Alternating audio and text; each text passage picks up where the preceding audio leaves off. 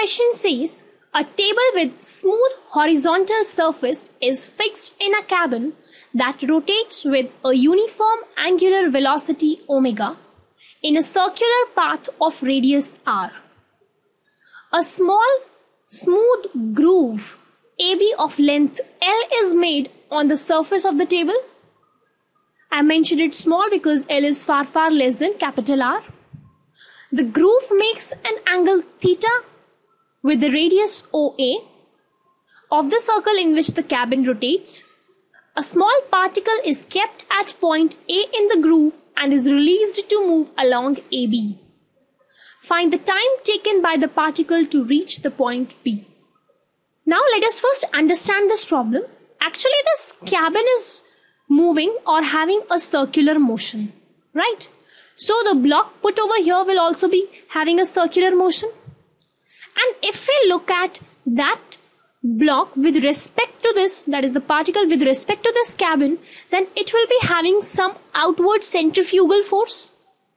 And one of the component of that centrifugal force will actually make that particle to move along this groove AB.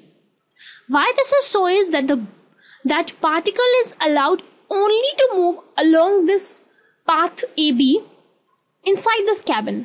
So let us start with the problem. We only need to find the time. We have the distance being L. We can find out the other parameters and then we can put them into the equations of motion to get how much time will it take.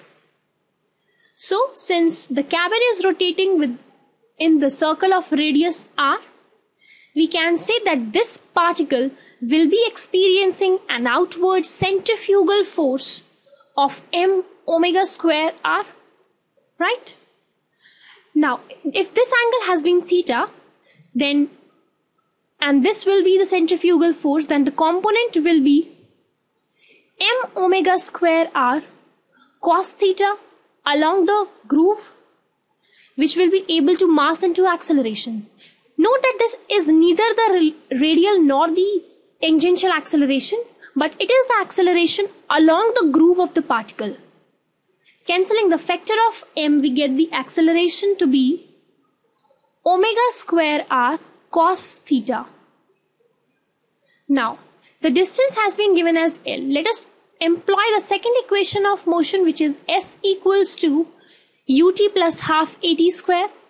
S being L and initial speed being 0, let us put the things as r omega square cos theta t square, giving us time equals to under root 2L over omega square r cos theta. Now friends, whenever they ask for the time, most of the times we can employ the equations of motion. The condition being that the acceleration that is coming out should be constant. Here we got the constant acceleration.